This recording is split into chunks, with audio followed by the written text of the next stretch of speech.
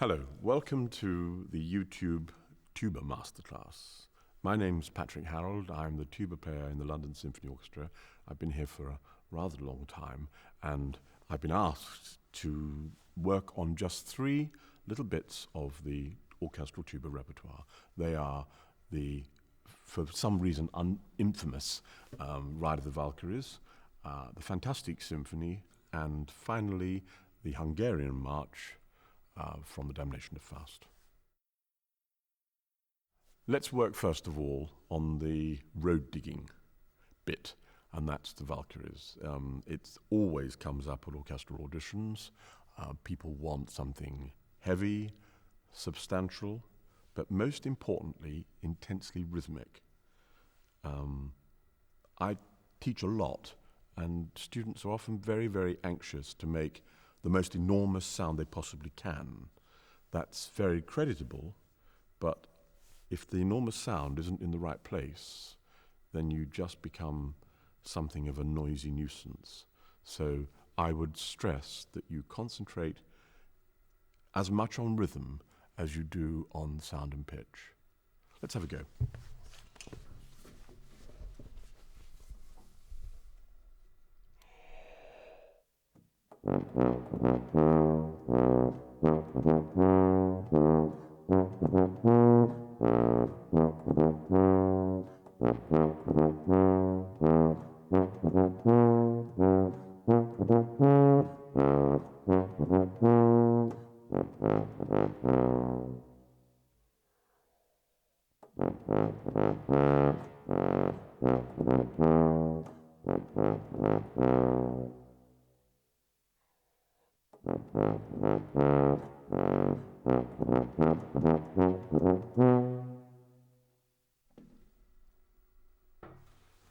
Now, I'm fairly old, and as you'll have noticed, I need to take more breaths than probably some of you will need to. That doesn't matter, as long as you can try to keep the pulse and the line. But the most important things I stressed at the beginning is that you really, really insist on playing in time. Not only the notes you do play, but the notes you don't play. The most dangerous area, in my experience as a teacher in music, is the long note and or the silence. There's a real tendency to shorten long notes or actually turn them into pauses. And similarly with silence, it must be counted as rigorously as if you were playing. So that's my biggest recommendation to you. Also be very, very clear about the key you're in. The tonality is different to when the tune is played earlier on by the orchestra. It often also tends to be a little slower and heavier, but it's marked lebhaft, which means lively. So don't fall into the trap of turning it into sort of a heavyweight film music. Be careful of the pulse, be careful of the rhythm, be careful of the long notes, be careful of the silence, and have a good time.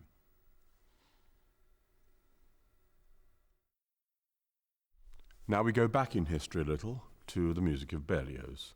I've been asked to play one section of the Fantastique Symphony and one section of the Hungarian March.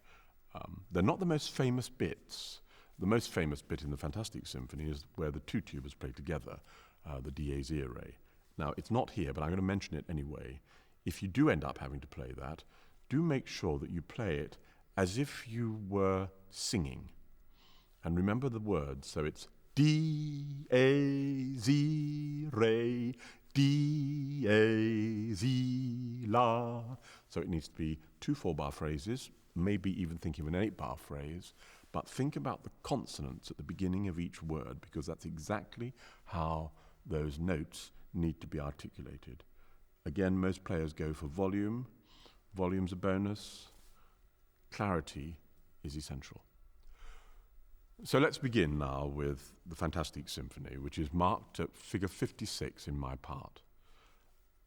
We have to hear, again, surprise, surprise, strive to be as rhythmic as we possibly can. Again, don't try and make the biggest sound in the universe. The most important thing is clarity, rhythm, and pitch. with my students, I very often try to get them to think as if they are overfed first trumpets. We want all the energy and character of a first trumpet player, but on a big instrument. And the bigger the instrument, the more that energy is crucial. If you just make a nice big fat warm sound, you just make a nice big fat warm sound. And it can very often be not very relevant or indeed very helpful to the rest of the brass section. So in time, in tune, with a clear and very transparent sound. You need to also be aware of bar 9, where frequently a conductor will stretch the bar or move the bar forward.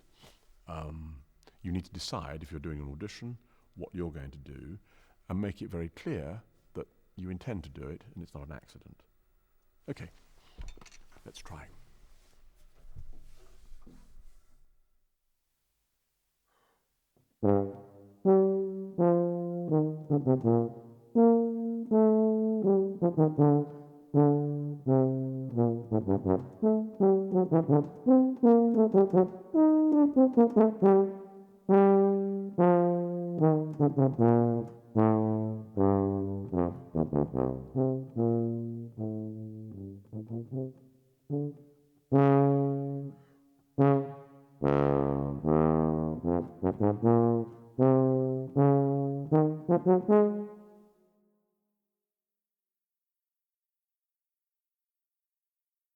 And now to the final excerpt. This is the Hungarian March from the Damnation of Faust.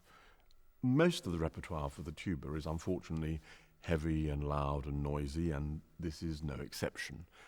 Here we need accuracy, precision, a strong sense of pulse, a sense of line and direction, so that we're not just playing 1, 1, 1, 1. We're going 1, 2, 3, 4, 1 and 2. Now, that line and direction needs to be reinforced, though, with a very clear articulation.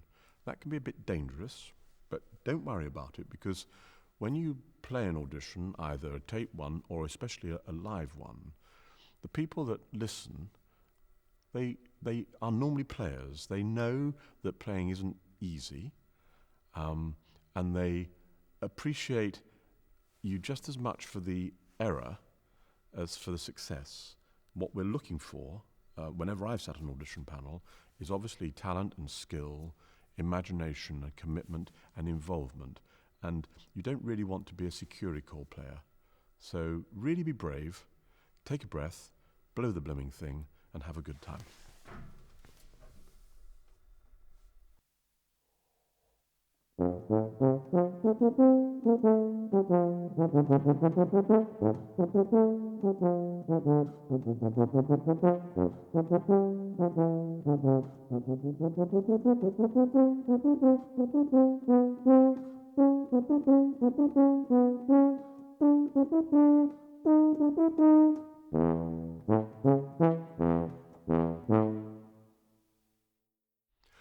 The third area that I think requires a little bit of attention, it certainly does when I have to play it, is the area between bars 11 and 12, 13, 14, 15, 16. Those notes are not difficult, but because they are some of them the same, some of them different, very close intervals, they need a lot of attention. And so I'd recommend going back to childhood. Do what you did when you were in a band and you couldn't play something high. You practiced it down an octave slowly. And make yourself aware of the notes that are the same and the notes that are different. The notes that are semitones, minor thirds, whole tones, and be very, very careful. And very slow, a little bit like this.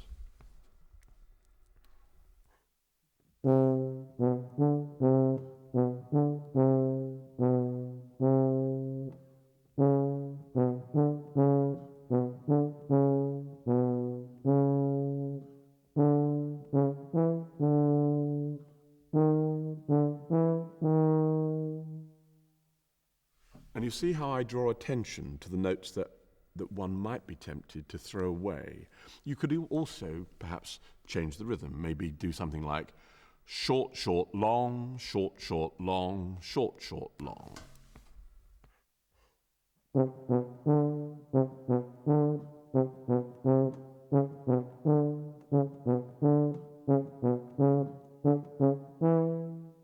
then change that rhythm again. So instead of it being short, short, long, long, short, short, short. Or sorry, long, short, short, long.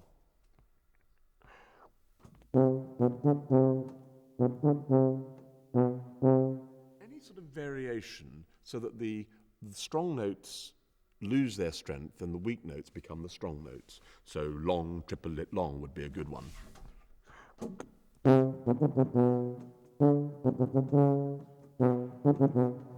That sort of thing. Anything that puts the emphasis elsewhere, simply in order to, when you go back to the original feels somewhat easier than all the games that you've played.